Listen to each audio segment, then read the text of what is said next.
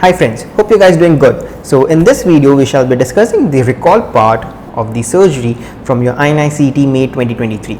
I have labeled this as the past, present and future. The past because the exam is done. So we are just trying to understand what the questions had come and what would be the answers, the present, so that we need to know what we have to do in the present scenario, and the future because what we can expect in the upcoming INI exams. So let's begin our discussion with the first question that we have, which is not a perennial approach for rectal prolapse. So the trends for INI is that they have a special focus on GIT, and keeping up with that trend, even this INI May exam had a lot of questions on the GIT track. So this was a very straightforward question that was asked with respect to your rectal prolapse, which is a very commonly repeated topic. Right, so over here, not a perennial approach, the answer would have been your Ripstein's procedure. The rest are your the rest are your perennial approaches, and Ripstein procedure is your abdominal approach. So while we have studied for rectal prolapse, this is a commonly taught topic and each and every class everywhere, that is there are two sorts of operation, which is your perennial approach and your abdominal approach. So as per the feedback from the students, not many had difficulty in solving this question. The only catch over here is those who answered in hurry and missed reading the note. Right. Apart from that, it was a very straightforward questions, and we do not have much discussion with respect to this question. The detailed explanation of rectal prolapse we have discussed many a times, and we will not have it in this video. Now the next question that we have is, identify the pathology shown in the following MRCP section. So guys, last INI had focused a lot on your gallbladder carcinoma. So even our teachings of all the PYQ was focused on the gallbladder carcinoma, but now what they have done is they have actually shown you an image of MRCP and asking you the pathology. They have asked you previously regarding your CBD stones.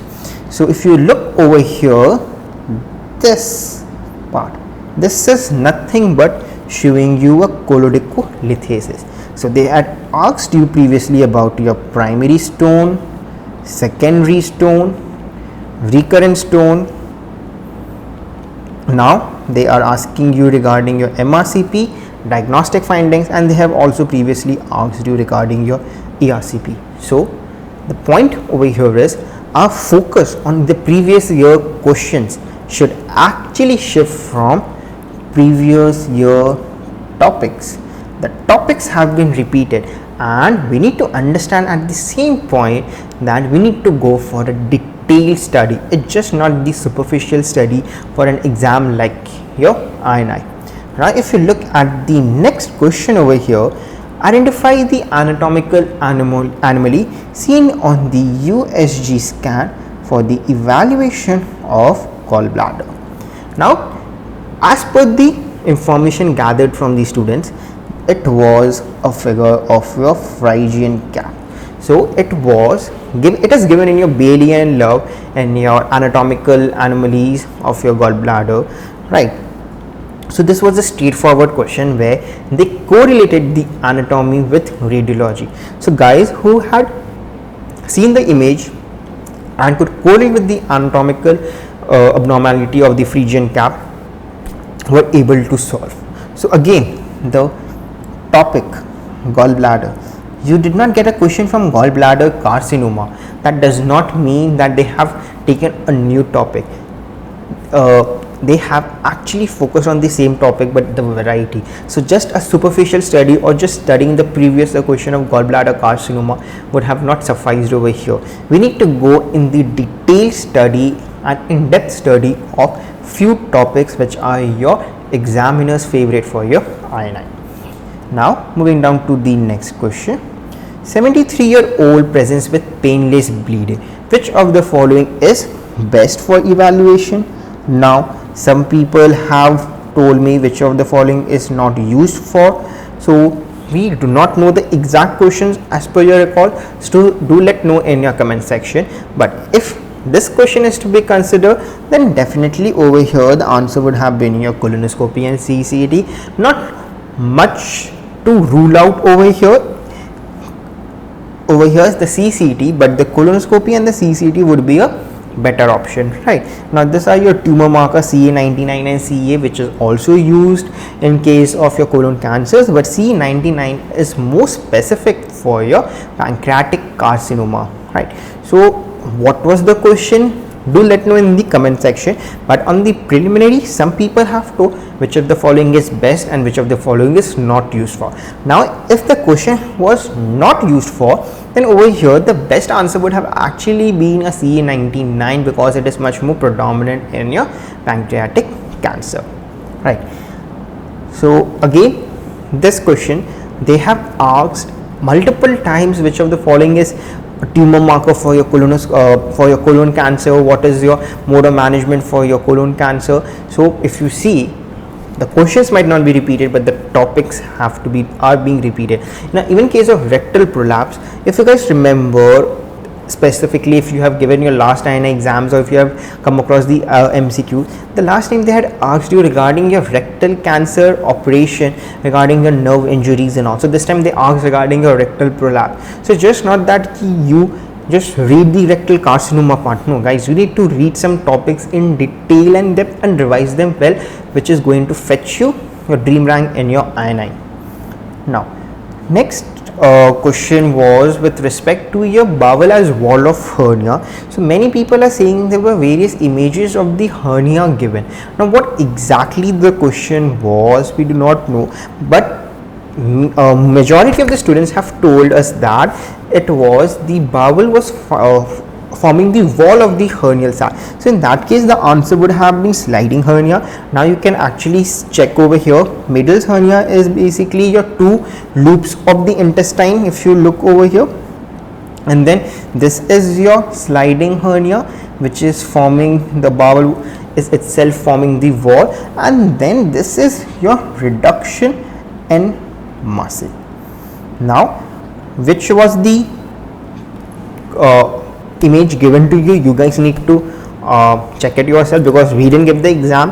As per the data received from most of you, this was somewhat the image given. Now those who are seeing it is a reduction in mass, so please go with it, but the basic idea is this. Now many students told that this is again a tough topic. It might be a tough question if you have not read it, but then again, hernia as such specific is a very important topic.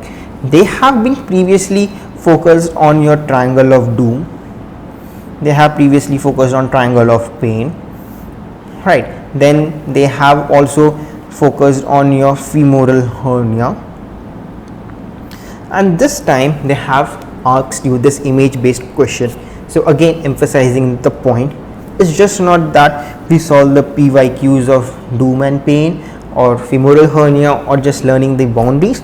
It's important to read in detail about hernia, because we have a lot of questions hiding in it, and to the best of my knowledge this is also a important topic given in your Bayesian law. So most of the questions are being framed from your Bayesian law, so it is mandatory that you guys read Bayesian law. Just superficial study is not going to give you that edge for your INI exams, right? So moving down to the next question.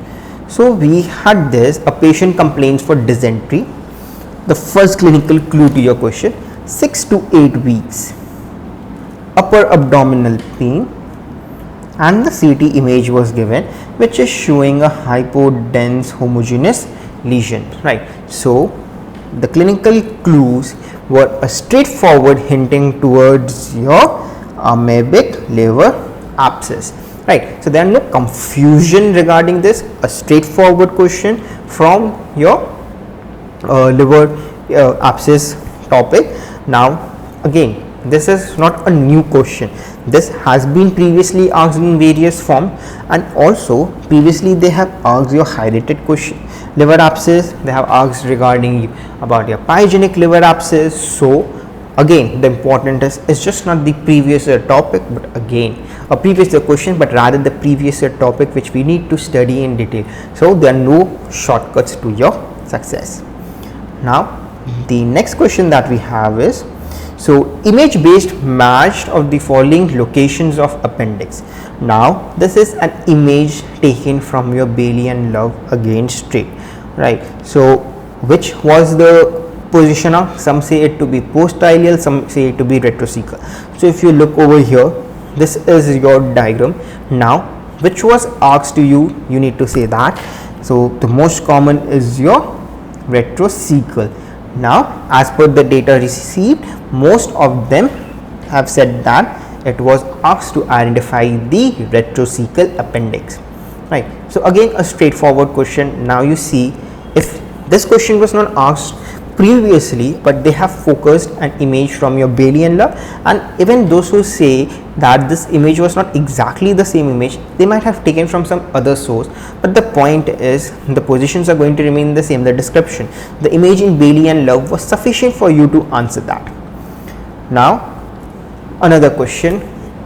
Now we move down to this next segment from the vascular part, right? Now the previous trend was that they have always asked question from your varicose vein, specifically your CAP classification. The candidates had messaged me like, we are going to read CAP and go, because they are going to get a short question, because it was a trend in AIMS that they have asked around this last 2 to 3 paper. Now what they did this time is a beautiful question that was framed, which is the following: is not the test for SFJ insufficiency.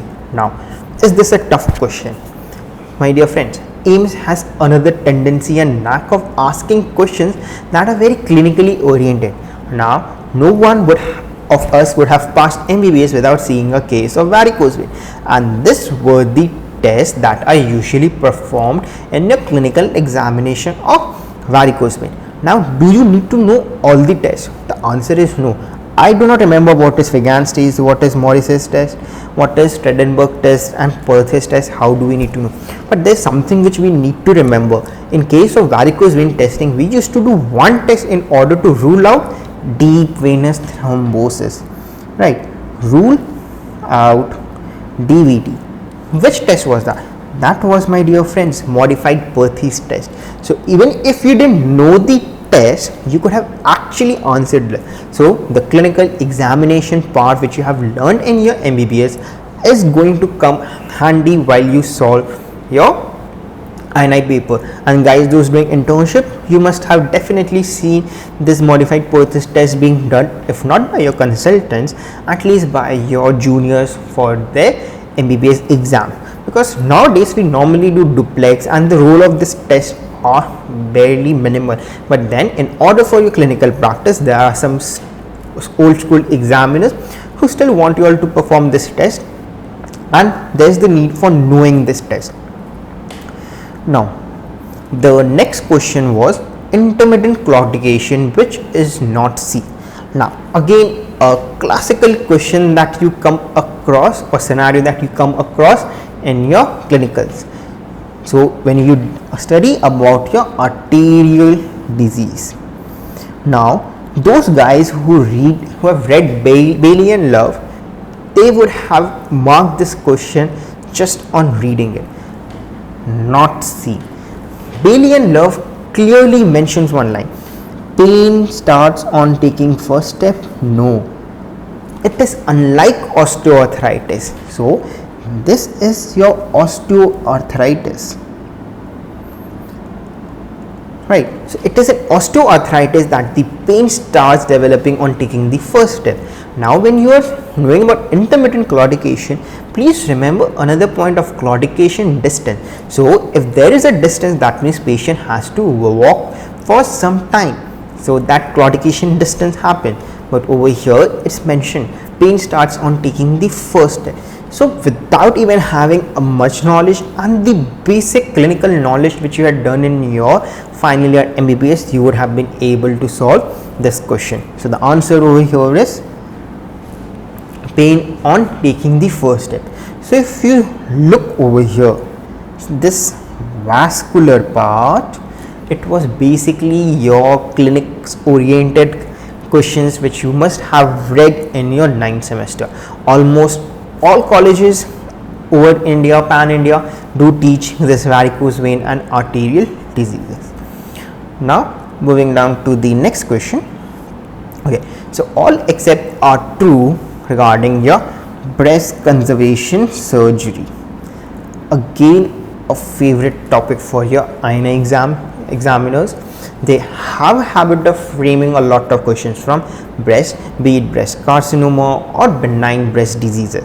So if you look over here, breast conservation surgery has been repeatedly asked. Now there has been various forms of asking it. What they have done is they have actually conglomerated all the forms and framed this question. Wide local excision, is it a true statement or false statement? True statement. Post-operative radiation is not compulsory. Now there is something called BCT, which is BCS plus radiotherapy. Normally all patients of BCS would require your post-operative radiation. So I would say this to be false. Intraoperative frozen section is required. Yes, many centers perform intraoperative frozen section in order to see that if whether they have achieved that desired margin. An axillary lymph node dissection is done, which is again a true section. So answer goes to be B. So now we have moved down to the endocrine section, which is asked in your AIIMS. So the first question from endocrine was a straightforward question which we keep seeing in our clinical practice, because there has been a paradigm shift from your MRM to your breast conservation surgery. So it's not that this question was a bouncer or something new. We do expect such questions coming in our exam, and this was also a previous year question and even a previous year topic. Now USG breast versus mammography, which is not true or advantage. Now if you look at this question, can differentiate between solid and cystic lesion, true. Helps in guided biopsy, true. Not helpful in young female with dense breast. Now it is a false statement. Can visualize your deep lesions, which is again a true statement. Now you need to remember that USG is helpful for localizing your dense lesions in localizing lesions in the dense breast and in the young female. So this is the advantage of the USG, right? So now if the question was framed in some other way, that would change our answer. So it was, again, even if you didn't have the maximum knowledge about USG and mammography, this question could have actually been solved with using our common sense. So we have two questions from breast section which were actually very straightforward questions that was asked. Now, so this question is basically a pharmacology based question. Treatment for trastuzumab resistant carcinoma breast, which is lepatinib. This would be again discussed in your pharmacology chapter. So now if you see over here, we all know about trastuzumab. Now since we all know about trastuzumab, the one who would have known a little more than trastuzumab was the winner over here. So again, the topic is the same. The questions, this was your PYQ, this was your PYT. So it is your PYT which is important, and it's just not that superficial study that you do and you win. You need to now have a detailed depth analysis of few specific topics in order to give you the edge in your INI exam. Now the next question is the most common cause of your adrenal incidentaloma. So if you see, the answer is your non-functioning adenoma. Absolutely a one-liner question. Now it could be a pheochromocytoma, carcinoma, Addison's disease, or you say a Cushing syndrome. There could be so many causes adrenal adenoma, but the most common cause is a non-functioning adenoma. Now this is absolutely a one-liner question which does not require a lot of discussions. Now moving down to the general part. which is not a complication of TPN. Now again, if you do not know much, TPN is total parenteral nutrition that is given by your intravenous routes. Now it can cause pneumothorax while doing your procedure. Right, now there are peripheral line TPNs and central line TPNs. So if you are doing your central line, you can cause pneumothorax. It can cause refeeding syndrome, which is one of the most common complications of your TPN, which is characterized by your hypophosphatemia and hypomagnesia. Then it can also cause osteoporosis. Now aspiration, that is going to happen when we have your enteral feeds, right? Because TPN is given by your IV routes, it's not going to cause your aspiration. So this aspiration is going to cause by your enteral routes. So guys, if you see again, not a lot was expected in this question, just the basic apply of your common sense and the clinical practice that we do, because in your internship, in your wards, we are going to deal with TPNs, which is rarely going to cause your aspiration, and it's almost always the enteral nutrition which is going to cause your aspiration. Now another question that was from the trauma, that is your severe RTA with fracture shaft femur who was initially stable, presents to ER after 12 hours with sudden onset of rash over axilla and chest with unstable vitals. What is your most probable diagnosis? So some have given us only two options, and this is what I could gather from your internet sources. The other two options are yet not known, but then this is a classical presentation of your fat embolism syndrome, right? Hypotension and sudden onset of rash with a RT and a fracture shaft of femur. So all these are your clinical clues which we classically describe in your fat embolism syndrome. This you must have come across in your pathology lectures and in your orthopedics lecture. So this is a very commonly asked topic with your direct clinical clues to the question. So all that was needed was to identify them and not make a silly mistake. Now so we have another question which was identify the pathology shown in the image. So people say retention cyst and ranula, plunging ranula and dermoid cyst. So let's look what exactly a ranula is like. So this is what most of the students told us, a swelling somewhere over here. So this is exactly what a ranula looks like. This is an image from your Bayesian lab. Now many told us it was a mucus retention cyst.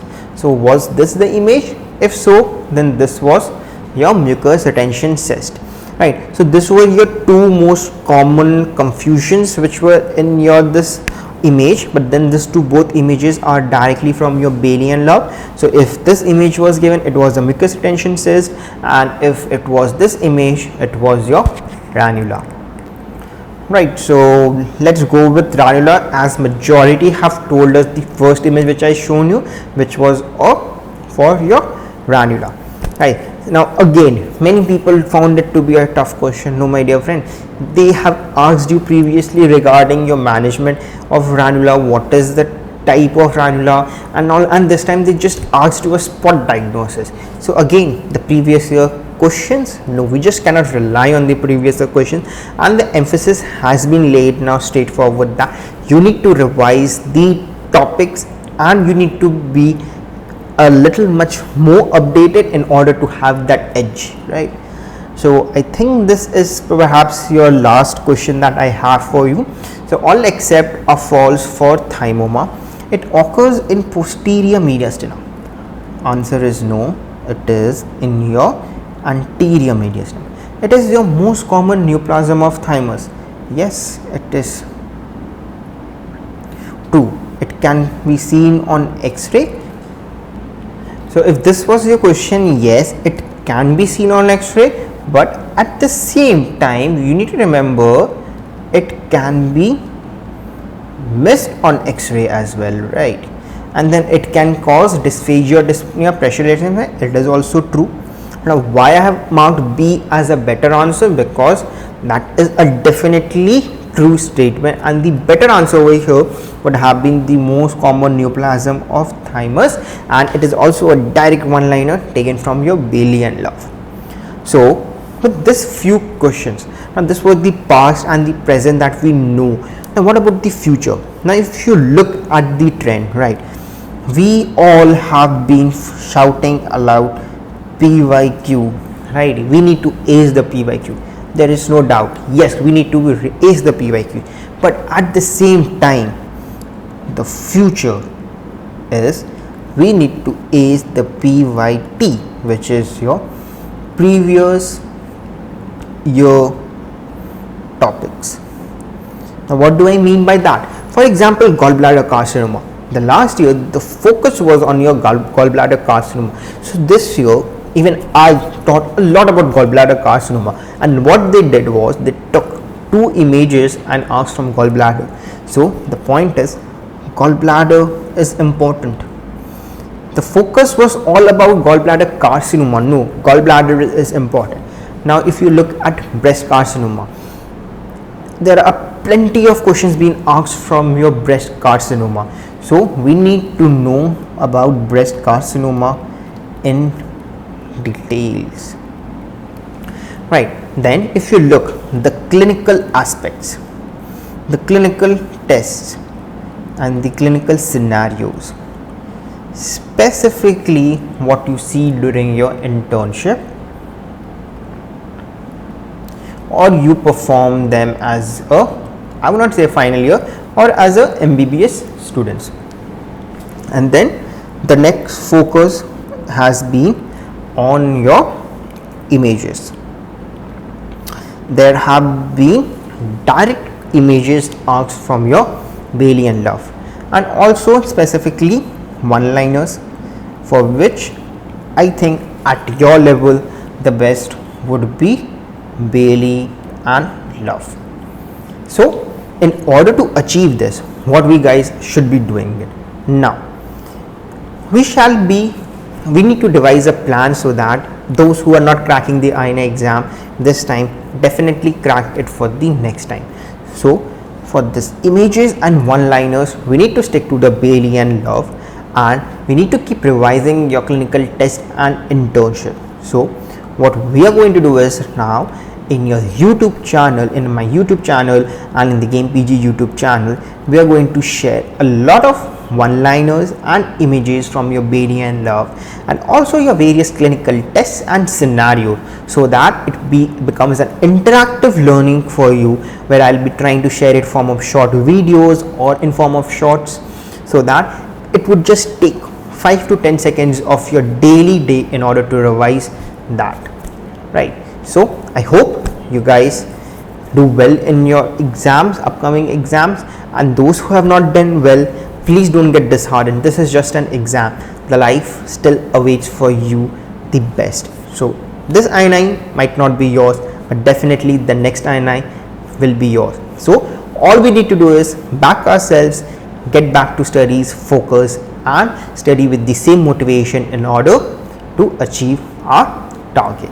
So in order to make your life easy, I have already started one surgery weekly plan for 2023, where I'll be discussing on Monday regarding your trauma in form of MCQ, image or an update. Tuesday would be a Bayesian love image thon, so where I'll be discussing where I have been posting images from Bayesian love. So what I'll be doing now is to make those images much more interactive and frame questions from those images. Then Wednesday would be your let's discuss your PYQ session. Thursday would be your Bayesian love important one-liners. Friday would be your clinical surgery discussion, so that you are able to ace those clinical topics. Then Saturday would be your instruments and tables, right? And Sunday would be your revision day. So with coming to down the instruments, even this INI had your one of the instruments arcs, which I think I have not included this in the video, which I plan to include in some of my further sessions. So all the best, keep following the YouTube channel and on my Instagram in order to stay updated. So we together shall make a difference and help in achieving your dream for your INI or your next or your FMG exam. Thank you.